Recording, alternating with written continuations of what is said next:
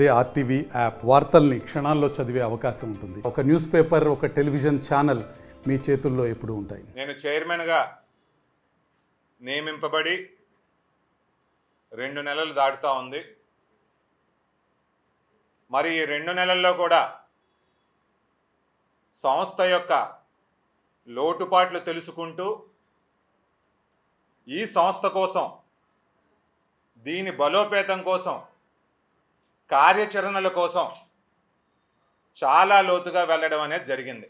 నేను DCCB chairman అయిన తర్వాత నాకు ఎల్లప్పుడూ కూడా ఒకే ఒక ఆలోచన, డీసీసీబీ వ్యవస్థని ఎలా బలోపేతం చేయాలి, డీసీసీబీ బ్యాంక్ని ఇంకా ప్రక్షాళన చేస్తూ ఏ రకంగా అభివృద్ధి చేయాలి అనే మార్గంలో ఆలోచించుకుంటూ ప్రణాళికలు వేసుకుంటున్నాం. డిపాజిట్లు అనేవి పెరగాలి.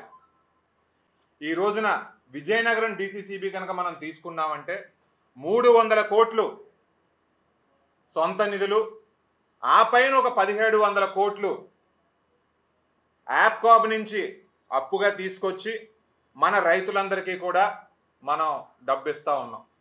ఈ బ్యాంక్ యొక్క డిపాజిట్లు పెంచడం అని చెప్పి నేను భావిస్తున్నాను.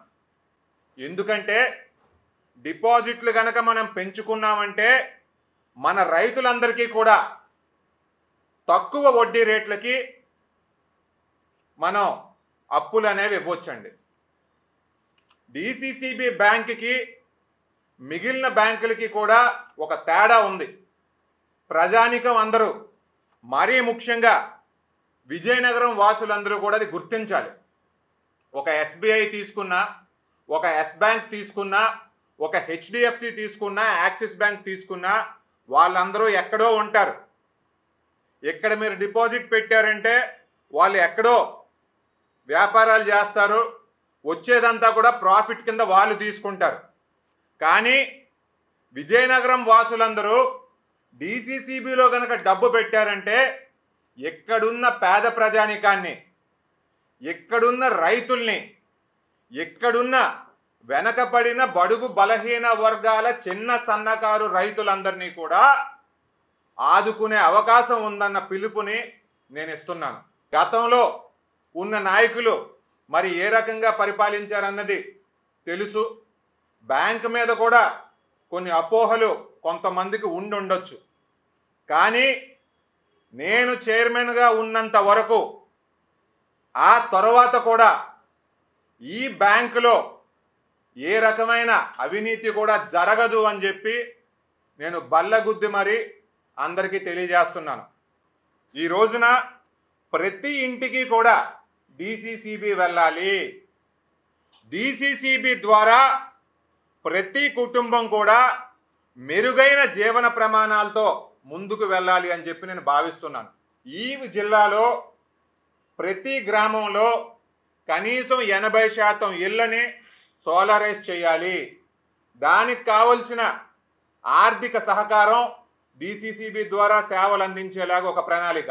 మొండి బకాయిలు, రైతులందరూ కూడా పాపం చిన్న చిన్న మొత్తాల్లో డబ్బులు తీసుకుని వాళ్ళందరూ కూడా బ్యాంకుకి సరైన సమయంలోనే సాధారణంగా పాపం వాళ్ళు చెల్లిస్తూ ఉంటారు, అన్లెస్ వాళ్ళకి ఏదో ఇబ్బందులు వస్తే తప్ప. కానీ ఈ జిల్లాలో కొంతమంది బడా నాయకులు అందరి దగ్గర కూడా పెద్ద మొత్తంలో డబ్బులు ఉండిపోయాయి. బ్యాంకు తరపు నుంచి ఒక్క మాట అయితే చెప్తానండి, మీకు ఇవ్వాల్సినంత టైం ఇచ్చాం.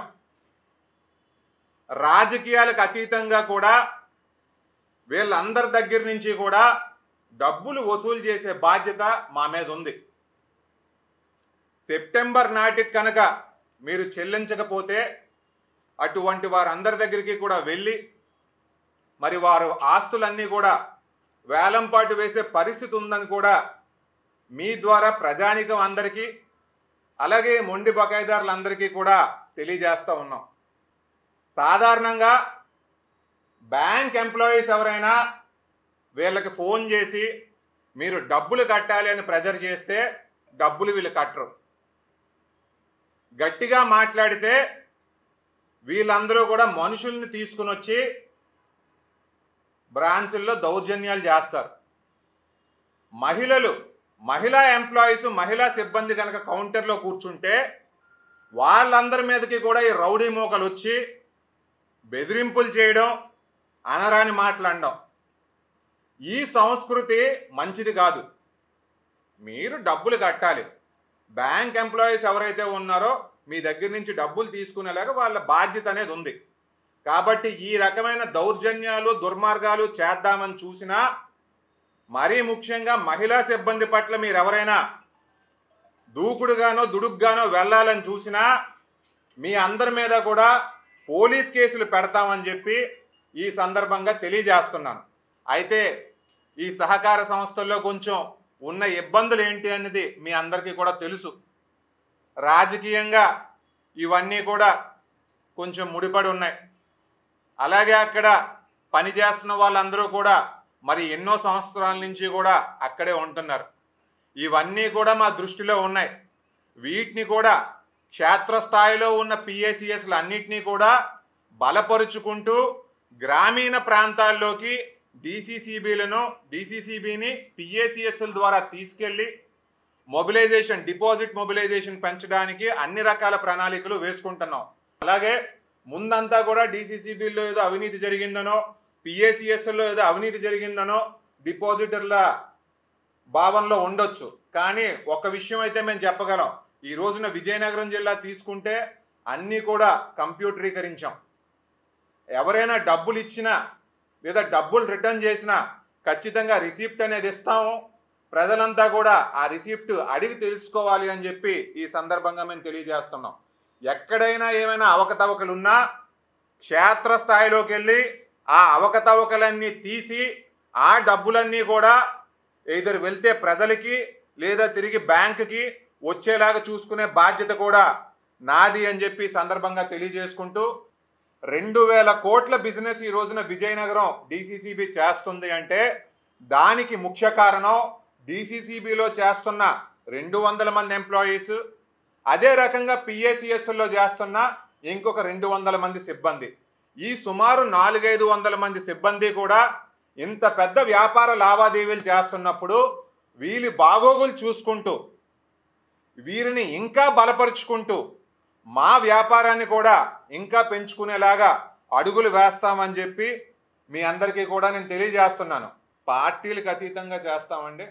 ఖచ్చితంగా ఆ డేట్ వైజ్ మనం తీసుకుని, ఆ అమౌంట్ వైజ్ మనం తీసుకుని ఎవరి దగ్గర ఉంటే వాళ్ళ దగ్గర నుంచి అయితే తీసుకోవాల్సిన అవసరం ఉంది. ఎందుకంటే డీసీసీబీ బ్యాంక్ అనేది ఇక్కడ ఇచ్చే సేవలు అనేవి పార్టీలకు అతీతంగానే చేస్తామని చెప్పి ఇంకొకసారి తెలియజేస్తున్నాను. తెలుగులో న్యూస్ కి ఫాస్టెస్ట్ యాప్ ఇప్పుడు టోటల్లీ న్యూ అవతార్లో జస్ట్ 5 seconds లో కంప్లీట్ న్యూస్, సోషల్ మీడియాలో ట్రెండ్స్ కి one stop solution, live TV app, voice search option తో ఇప్పుడే డౌన్లోడ్ చేయండి లేదా అప్డేట్ అయిపోండి.